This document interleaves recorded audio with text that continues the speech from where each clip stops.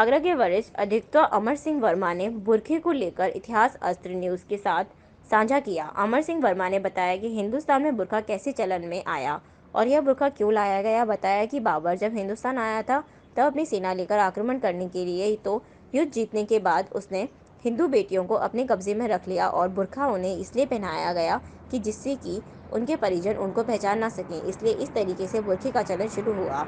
आगरा में जितनी भी तकियां हैं उन पर हमारी हिंदू बेटियों को तगा जाता है, उसके बाद हराम में भेजा जाता था। और आज भी आगरा में तकियों से मालूम पड़ता है कि हमारे देश में किस तरीके से हिंदू बेटी के साथ मुगल कालीन में व्यवहार किया जाता था। मेरा नाम अमर सिंह वर्मा एडवोकेट है। करीब मेरे जीवन के 42 साल मेरी वकालत में हो गए और इतिहास की थोड़ी मुझे जानकारी है। राणा सांगा के साथ बाबर का जब युद्ध हुआ था हमारे पाली में, तो उस वक्त राणा सांगा 25,000 फौज लेकर के हमारे देश में आया था। उस वक्त अपने साथ एक भी महिला को नहीं लेके आया था और राणा सांगा 1.25 लाख फौज लेकर के पाली के मैदान में उतरे थे। लेकिन हमारी हिंदू पद्धति होने के कारण से उन्होंने सबसे पहले ठाकुर लक्ष्मण सिंह को युद्ध के मैदान में 25,000 फौज लेके भेजा, जिसमें ठाकुर लक्ष्मण सिंह फरिया कोटला के राजा थे, वो मारे गए।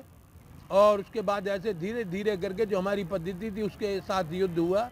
अगर ये युद्ध 1.25 लाख फौज को एक साथ राणा सांगा पे छोड़ दिया जाता तो राणा सांगा यहाँ से भाग करके भी नहीं जा सकते थे और न हमारे देश पर शासन करते थे। लेकिन हमारे देश की पद्धतियाँ हैं हमारे लिए दुखदायक हुई और आज हमारे ऊपर ये नई नई प्रयोग अपनाए जा रहे हैं। जब ये बाबर जब हमारे देश में आया था तो उस वक्त में ये घोड़े पर बैठ कर के चलते थे तो ये मुंह बांध के चला करते थे। आगे से इनका चेहरा बंधा हुआ होता था जिससे कोई हथियार का इस्तेमाल न कर सके। ये वही चीज़ें हमारे देश में अब उनका विरोध किया जा रहा है या उनको अपनाया जा रहा है